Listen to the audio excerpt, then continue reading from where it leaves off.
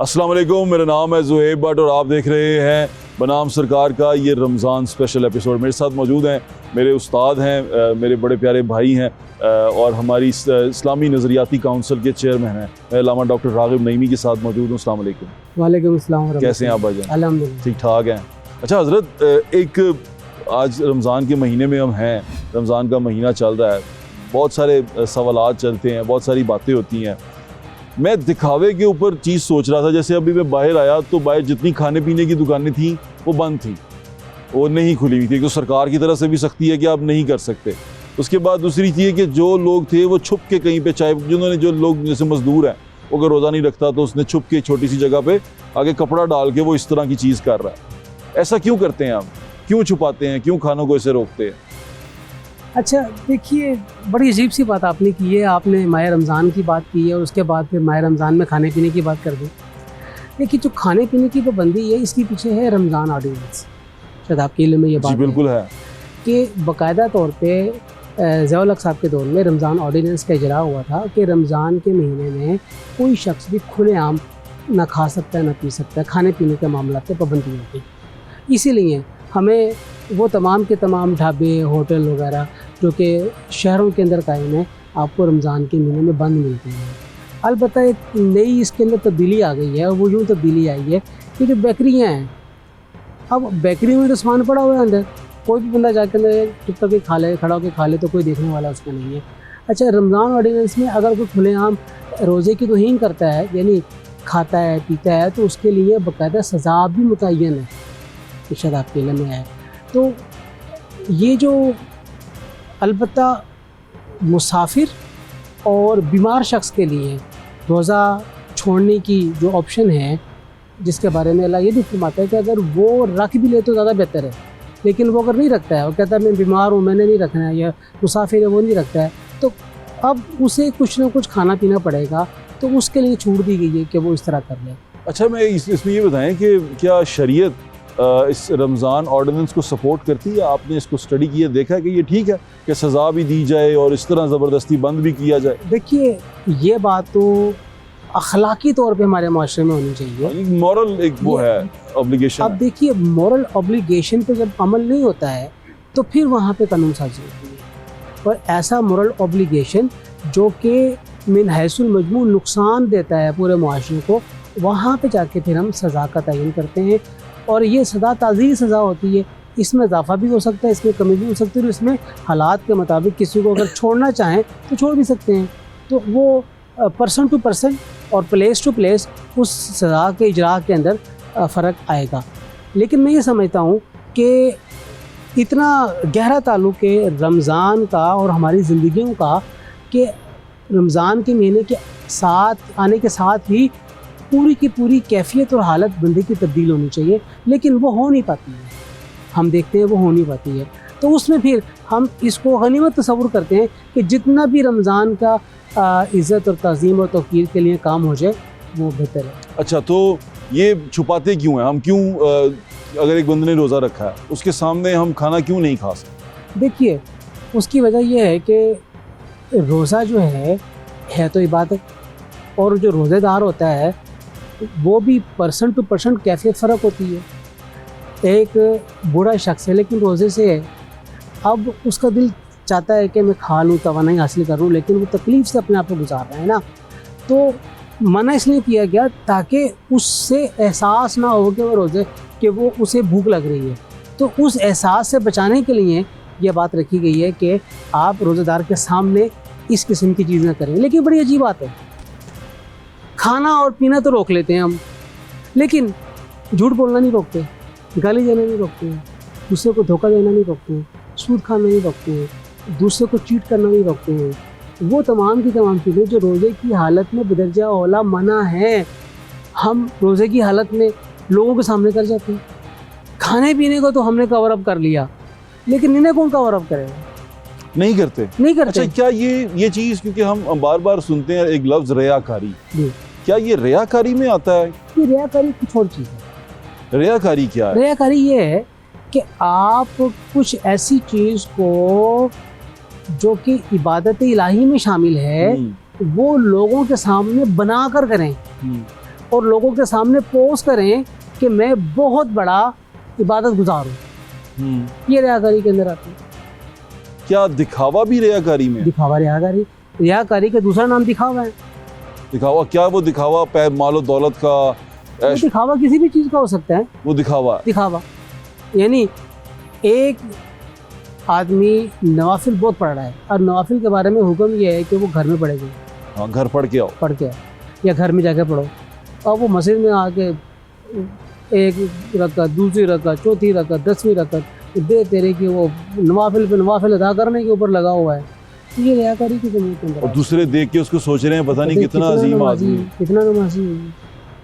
اور ایک آدمی نے اپنے آپ کو بہت اچھے لباس میں ملبوس کیا ہوا ہے اور پوز کر رہا ہے کہ وہ بہت متقی پرہیزگار ہے، لیکن اندر سے کالا ہے. تقویٰ نام کی کوئی شے یہ چھو کر نہیں گزری ہے. ریاکاری کی ضرورت اندر آتا ہے. یعنی کسی بھی طریقے سے اس کا ظاہر اور اس کا باطن آپس میں میل نہیں کھاتا، وہ ریاکاری کی ضرورت کے اندر آتا ہے. اچھا حضرت، یہ جو علم کی ریاکاری ہے، کیا علم میں بھی ریاکاری ہو سکتی ہے؟ کہ میں عالم فاضل ہوں نہیں، لیکن میں عالم فاضل پورٹرے کرتا ہوں اور میں دکھاتا ہوں، کتابوں کے نام لیتا ہوں اور میں پتہ نہیں کیا کیا کرتا ہوں. مطلب میں نے تباہی مچائی ہوئی ہے اور میں لوگوں کو یہ اس سے کہہ کے نا مروب کر لیتا ہوں کہ بھائی میں نے یہ کتاب بھی پڑھی، میں نے یہ کتاب بھی پڑھی، میں نے فلاں بندے کا نام بھی لیا، میں نے فلاں جن کے نام مجھے شاید پتہ بھی نہ ہو، لیکن میں لے ہی جا رہا ہوں کیونکہ میں نے ایک دفعہ ان کی کتابیں پڑھی ہوئی اور میں اپنے علم کو دوسرے پہ ڈالی جا رہا ہوں. یہ ریاکاری میں آتا ہے؟ اگر اس سے تفاخر اور اپنی علمیت کا اظہار ہے، یہ ریاکاری کے اندر. علمیت کا اظہار ذرا پلیز ایکسپلین کر دیں. علمیت کا اظہار یہ ہے کہ ایک آدمی بلا وجہ لوگوں کے سامنے اپنے علم کے کلابے ملا رہا ہے، اپنے علم کا اس طریقے اظہار کر رہا ہے کہ اس سے بڑھ کے عالم کوئی ہے ہی نہیں، اور جتنا اس کو پتہ ہے اس سے بڑھ کے کسی کو پتہ ہی نہیں ہے، اور اس سے وہ لوگوں کے اوپر اپنی علم کی دھاک بٹھانا چاہتا ہے. تو یہ بھی یہ ریاکاری کے اندر آتا ہے. اور میں اگر غلط نہ ہوں تو میرے ذہن میں یہ بات آ رہی ہے کہ قیامت کے دن ایسے لوگوں کو بھی جہنم میں ڈالا جائے گا جو بغیر کسی وجہ کے اپنے علم کا اظہار دوسرے کو نیچا دکھانے کے لیے اور دوسرے کے اوپر مرعوبیت قائم کرنے کے لیے کرتے ہیں، تو وہ بھی جہنم کا ایندھن ہے. جو لوگ اپنے علم کو صرف کسی کو نیچا دکھانے کے لیے علم کا اظہار کریں. یہ اس لیے میں بات پوچھ رہا ہوں کہ ہر کوئی یہاں پر آج کل ایسے لگتا ہے کسی کے ساتھ بیٹھ جائے نا آپ کسی سے بات کرنے کے لیے تو ایسے کہ تینوں کی پتا ہے میں تن دسنا ہوں، پھر اس سے پوچھو کہ تو نے کہاں سے پتہ کیا. کیونکہ میں نے اپنے جب میں پڑھتا تھا، جو اسٹوڈنٹ تھا جس دور میں نے اپنے اساتذہ کو یہی کہتے، بڑے بڑے اچھے اساتذہ کو یہ کہتے واللہ عالم. کوئی بات کہتے تھے تو کہتے کہ اللہ بہتر جانتا ہے. ہر بات کے آخر میں ہوتا تھا اللہ بہتر جانتا ہے. میں آپ کو عرض کرتا ہوں، جب ہم فتویٰ لکھتے ہیں، جو فتوے کی آخری لائن ہوتی کیا ہوتی؟ واللہ عالم بالصواب. جو ہمارے علم میں تھا وہ ہم نے لکھ دیا، لیکن اللہ صحیح کو بہتر جانتا ہے. ایون میری بات بھی غلط ہو سکتی ہے، جو میں نے لکھا ہے غلط ہو سکتا ہے. یہ لکھا جاتا ہے ہر فتوے کے نیچے، فتوے کے نیچے لکھا ہے واللہ عالم بالصواب. ثواب سواد کے ساتھ، صائب صحیح درست رائے، درست بات اللہ تعالیٰ جانتا ہے.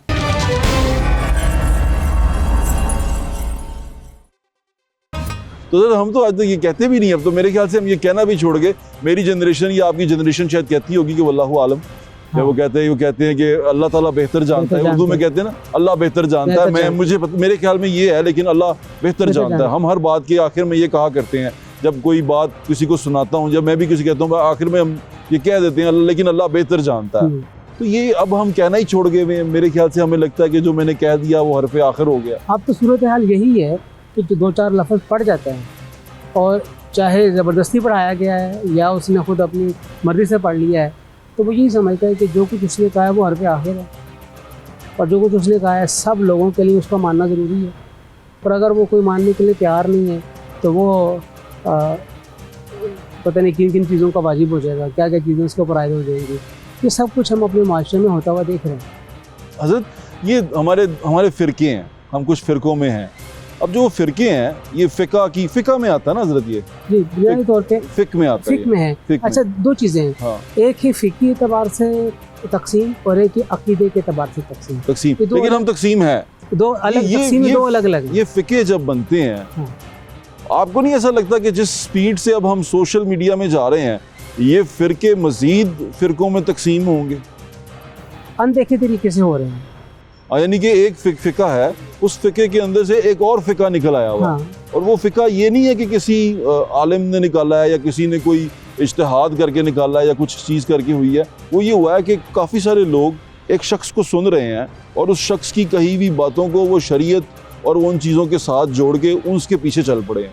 یہ چیزیں تو بڑی خطرناک ہیں. دیکھیے ایک لفظ استعمال کیا جاتا ہے شریعت میں, ہوائے نفس.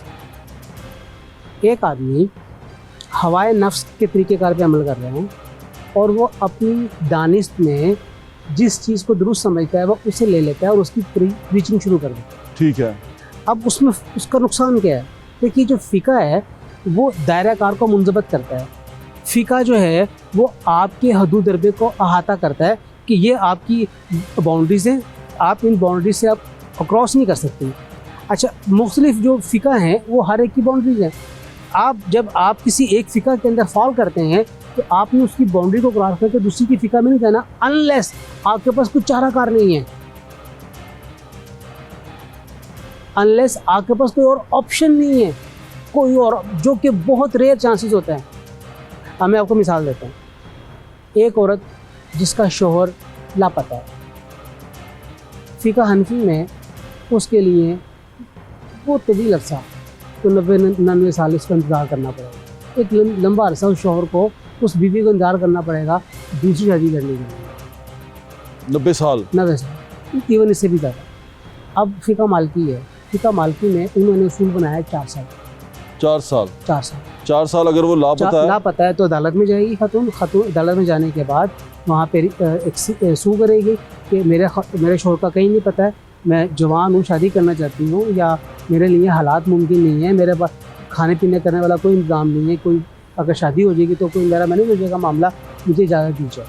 تو عدالت اس کے اوپر ڈگری جاری کرے گی کہ اس خاتون کو اب طلاق یافتہ تصور کیا جائے اور اس کی اب آگے ادھر گزرنے کے بعد شادی ہو. یہ فقہ مالکی میں ہے. فقہ مالکی میں.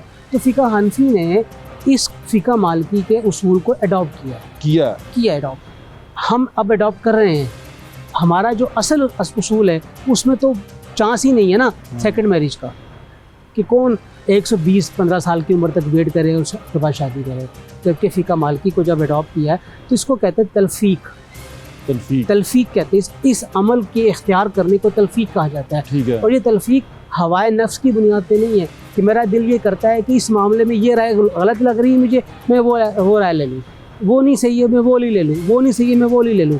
ایسا نہیں ہونا چاہیے.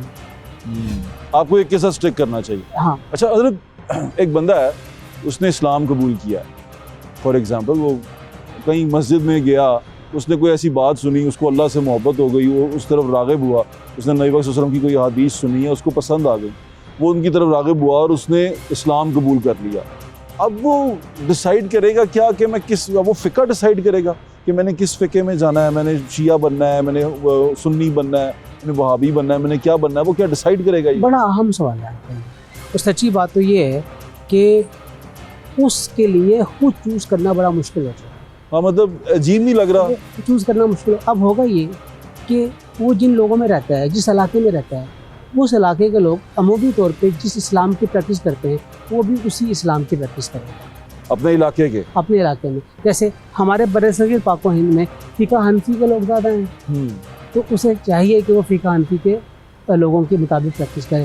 اگر وہ چلا جاتا ہے مراکش یا الجزائر چلا جاتا ہے, وہاں پہ فقہ مالکی کے لوگ زیادہ ہیں, تو وہاں پہ آٹومیٹکلی اسے فقہ مالکی کو فالو کرنا پڑے گا. تو یہ تو اس علاقے کے اندر دیکھا جائے گا کہ جس علاقے کے اندر وہ زندگی گزار رہا ہے. اچھا, اب اس میں بڑی اہم چیز ہے کہ اگر وہ یورپ میں کہیں چلا جاتا ہے, جیسے یورپ کے لوگ ہیں, اب مسلمان ہوتے ہیں. اب میں آپ کو ایک بات عرض کرنا چاہوں گا کہ یورپ کے اندر جو اسلام بڑھ رہا ہے, پھل پھول رہا ہے, ہم اسے کہتے ہیں میٹروپولیٹن اسلام. اچھا, یعنی اسلام کا وہ ورژن جس میں ہر فقہ کے کچھ لوگ موجود ہیں اور باقاعدہ طور پہ عالم کسی ایک فقہ کا نہیں ہے. تو وہاں پہ جو پریکٹس اسلام کی ہو رہی ہے وہ سارے فقہوں کا ایک مجموعے کے طور پہ ہو رہی ہے پریکٹس اسلام کی, اور وہاں کے معروضی حالات کے مطابق ہو رہی ہے. وہاں پہ کسی ایک فقہ کی ڈومینیشن نہیں ہوگی. وہاں پہ پھر تمام فقہوں میں سے جو وہاں پہ انہوں نے اپنے مسئلے کا حل نکالنا ہے تو جہاں سے ان کو مسئلے کا حل نکل آئے گا وہ مسئلے کا حل وہاں پہ وہ لے لیں گے. لیکن وہ ان خطوں میں نہیں ہو سکے گی یہ چیز جن خطوں میں کوئی ایک فقہ ڈومینیٹ کر رہی ہے. لیکن حضرت پھر اس کا مطلب یہ ہوا کہ موقع اور ماحول کے مناسبت سے آپ بدل سکتے ہیں سارا کچھ. موقع اس کے حوالے سے کوئی سختی نہیں ہے. ایک میکسم بھی ہے, یعنی جو فقہی ایک اصول ہمارے سامنے ہے, تغیر الاحکام بتغیر الزمان, کہ زمانے کے تبدیل ہونے کے ساتھ احکامات میں بھی تبدیلی آ جاتی ہے. ہو سکتا ہے کوئی حکم جو آج سے 500 سال پہلے یا 1000 سال پہلے ویلڈ ہوتا ہو, آج کے زمانے میں ہم اس کو ویلڈ نہ سمجھتے ہیں.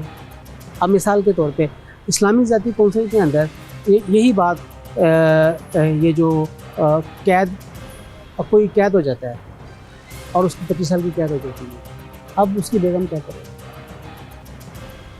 ہاں وہ تو غائب ہو گیا نا, اس کے لیے ایک لحاظ تو غائب ہو گیا, وہ 25 سال کا. ایون پروویژن موجود ہے ان کے ملنے کی 3 ماہ 4 ماہ کے بعد, قانون اس کی اجازت دیتا ہے. لیکن اگر خاتون یہاں پہ کہتی کہ نہیں, میں نے اس نکاح کو ختم کر لیا, اب جو ہماری فقہ کا تراث ہے یا جو ہمارے پاس فقہ موجود ہے اس میں کوئی ایسی چیز موجود نہیں ہے. تو ہم نے اسی کے اوپر بات کرتے ہوئے کونسل کے اندر ہم نے اس بات کو رکھ کے 3 سال کا ایک عرصے کا پیریڈ نکالا ہے کہ 3 سال کے بعد وہ عدالت کے اندر جائے اور عدالت میں جا کے یہ ڈگری وہاں پہ, یعنی فقہ مالکی کی طرح, ہاں وہ ڈگری لینے کی کوشش کرے اور ڈگری مل جائے گی. قانون, کیونکہ قانون بن گیا نا, یہ قانون ڈیولپ ہو گیا ہے یہ, کہ اگر وہ ایسا کرتی ہے تو اسے پرمیشن مل جائے گی کہ وہ نکاح کرنا چاہتی ہے تو نکاح کرے. اچھا یہ اب یہ دیکھیں نا, یہ ضرورت ہے. اب اسے اجتہاد کہتے ہیں, اسے اجتہاد کہتے ہیں کہ آپ یہ کر سکتے یہ ہیں. آپ اجتہاد کی ایک بہت عمومی سی کیفیت ہے.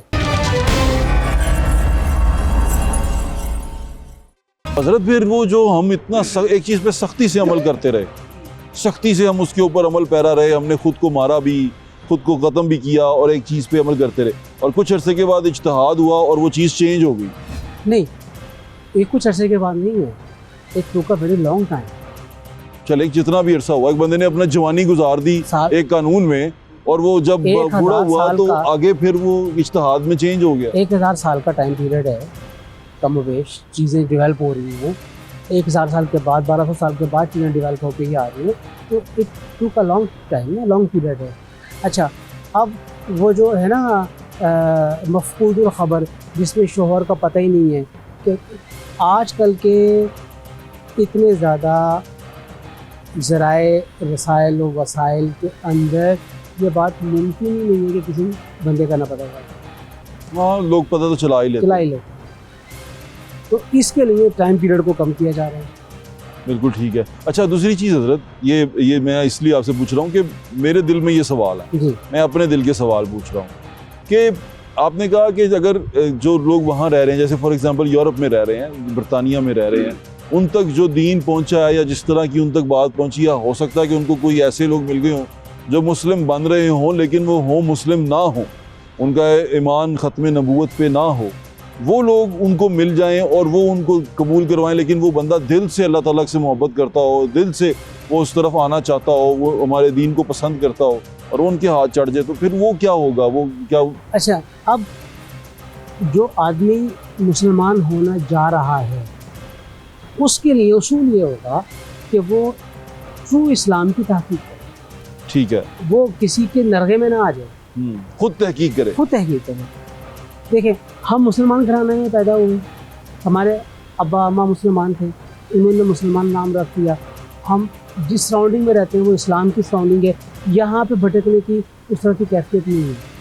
لیکن ایک ایسا علاقہ ہے جہاں پہ مسلمان ہیں ہی بہت کم ہے, خال ہے, وہاں پہ اب کوئی مسلمان ہونا چاہ رہا ہے تو اسے تحقیق کرنی پڑے گی کہ اس نے دائرہ اسلام میں آنے کے لیے کن لوگوں کے ساتھ تعلق قائم کرنا ہے, اور کیا واقعتاً جن لوگوں کے ساتھ وہ جڑا ہوا ہے وہ حقیقی اسلام کو ریپرزینٹ کر رہے ہیں کہ نہیں کر رہے, یا وہ کسی ایسے اسلام کو ریپرزینٹ کر رہے ہیں جو انہوں نے دھوکے کے ساتھ بنایا ہوا ہے, جو انہوں نے دھوکے کے ساتھ اپنا نام لیا ہوا ہے, اور حقیقت میں اسلام کی وہ تعلیمات نہیں پیش کر رہے ہیں جو اسلام کی حقیقی تعلیمات ہیں. تو یہ اس بندے کی ذمہ داری بنے گی کہ وہ تحقیق کرے کہ وہ کن لوگوں کے ساتھ اپنے آپ کو اٹیچ کرے. یہ ضرور دیکھے. ضرور دیکھیں.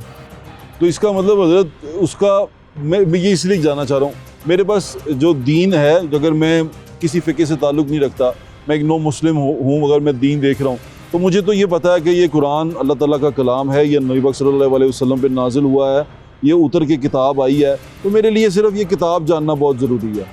کیا یہ ہے کہ میں صرف کتاب کو دیکھوں، کتاب کے جانوں، اور جو جتنا کتاب میں ہے اتنے پہ عمل کروں؟ دیکھیے، جب ہم کتاب کو پڑھیں گے نا، کتاب نہ دو باتوں کو کہے گا وہاں پہ مزید، ایک ہے اطیع اللہ، اللہ کی اطاعت کرو، دوسری بات ہے اطیع الرسول، اللہ کے رسول کی اطاعت کرو۔ جب وہ اللہ کی اطاعت کرے گا کتاب میں، تو جب کتاب کہہ رہی کہ اللہ کے رسول کی اطاعت کرو، تو پھر اسے اللہ کے رسول کو دیکھنا پڑے گا، اسے وہ کتابیں دیکھنی پڑیں گی، پھر وہ کتابیں دیکھنی پڑیں گی جس میں اللہ کے رسول کے بارے میں چیزیں ہیں۔ یہ آپ نے نئی چیز مجھے بتائی ہے حدیث کہ کی اور سیرت ہے۔ بالکل ٹھیک ہے۔ پھر وہیں پر ایک اور بات ہے، وہ اولی الامر منکم، اطاعت کرو جو تمہارے اوپر حکمران بنائے گئے ہیں، ان کی اطاعت کرو، ان کی اطاعت کرو، یہ بھی قرآن کہتا ہے۔ یہ بھی قرآن کہتا ہے۔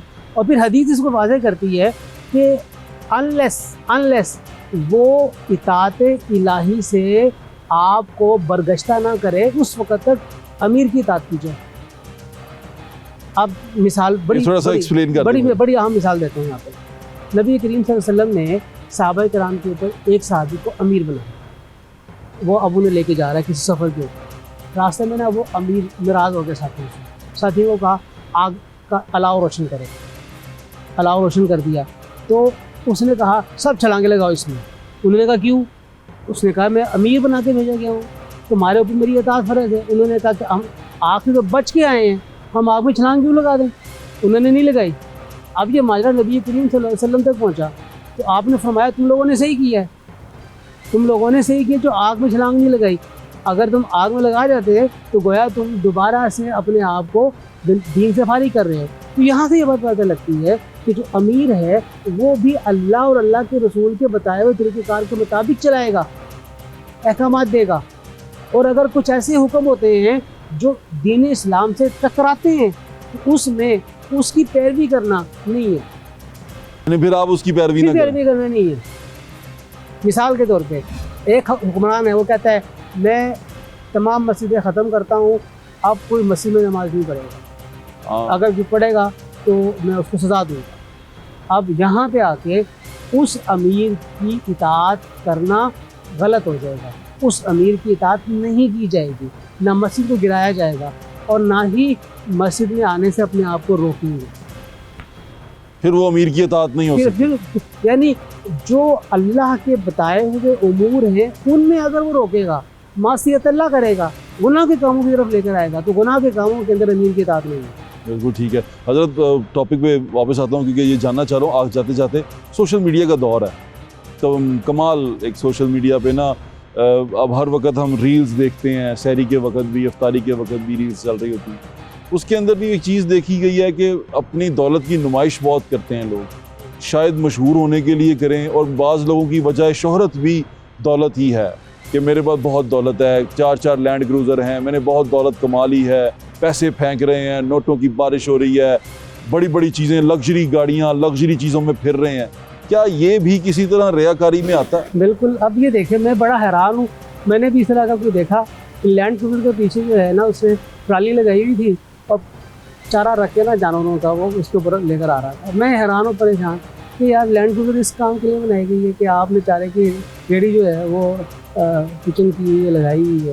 تو یہ اظہار ہے، ریاکاری ہے، اپنی دولت کا دکھاوا اور نمائش۔ بالکل بھائی، اللہ نے جو انعام دیا ہے آپ کو، آپ اسے سنبھالیں، دیکھیں۔ آپ لوگوں کو کیوں احساس کمپنی میں مبتلا کر رہے ہیں، اس کو دکھا دیں؟ کیوں ان کو یہ تکلیف دے؟ ان کے پاس نہیں ہے، ان کے پاس نہیں ہے۔ ہاں مجھے تکلیف ہوتی ہے حضرت، جب میں دیکھ رہا ہوتا ہوں، مطلب ایسا فیل ہو رہا تھا کہ یا اللہ یہ کیا ہے، مطلب ان لوگوں کو دے دیا ہے، مطلب یہ اس طرح کر رہے ہیں، اور ہمیں کسی کو جو لوگ بیچارے، میں اس کو ایک ایگزامپل کو ایسے کوٹ کرتا ہوں کہ میں نے دیکھا کہ ایک شادی ہو رہی ہے، اس پہ نوٹ لٹائے جا رہے ہیں، پھینکے جا رہے ہیں، دڑا دڑ نوٹوں کی بارش ہو رہی ہے، 5-5 ہزار کی کاپی گر رہی ہے، اور وہیں پہ ایک ویٹر جو سا ہے وہ گیا ہے، اس نے اٹھایا ہوا ہے سامان، وہ لوگوں کو دے رہا ہے، اور اس ویٹر کی بچے کی شادی جو سی ہے وہ ہوتے ہوتے رہ رہی ہے، صرف اس لیے کہ اس کے پاس 1 لاکھ روپیہ نہیں ہے، اور وہاں کتنے ہی لاکھ لوگوں کے پیروں میں گرے ہوئے ہیں۔ میں یہ بھی بتا دوں کہ جو کرنسی ہے कोई भी करेंसी है उसकी बेतुकीरी नहीं होनी चाहिए। ये करेंसी की बेतुकीरी है। अगर करेंसी पैरों में रुल रही है तो ये बेतुकीरी है, और जो शख्स कर रहा है वो बहुत जल्द इस बेतुकीरी की ज़ुमरे के अंदर आ जाए, उसका वबाल बढ़ेगा उसके ऊपर। और ये हकीकत में आजमूदा है कि जो करेंसी की बेतुकीरी करता है वो अल्लाह ताला की बेतुकीरी की जल्द उसके अंदर ही करने आता है। यानी ये देखे ना कि नोट जिसने जो आपकी हलाल कमाई और हलाल कमाई को आप इस तरह ज़ाया नहीं करेंगे, इसको इस तरह वही ज़ाया करेगा जिसकी कमाई हलाल, जिसके बाद बहुत ज़्यादा आ गया। ज़्यादा। हाँ, हलाल कमाई पे भी हज़रत इंशाल्लाह आपके साथ एक नशिस्त रखेंगे।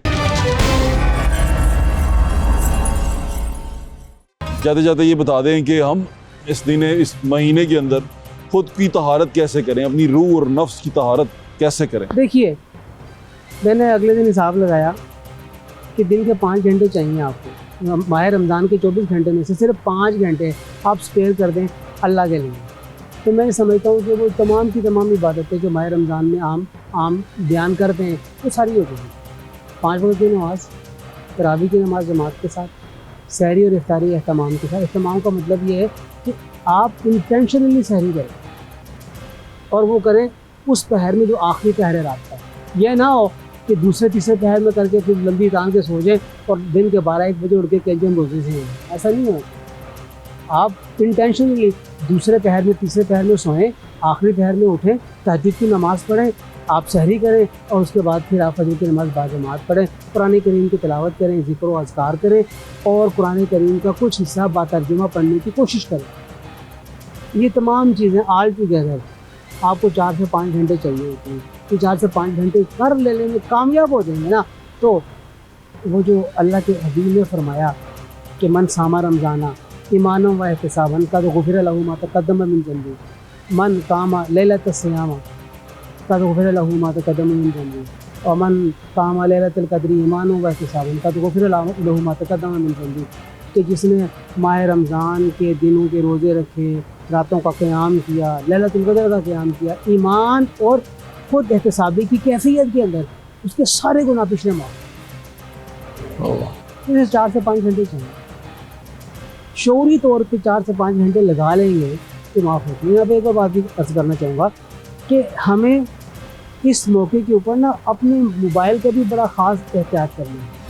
ज़रूरी नहीं कि आप 24 घंटे मोबाइल को ऑन रखें।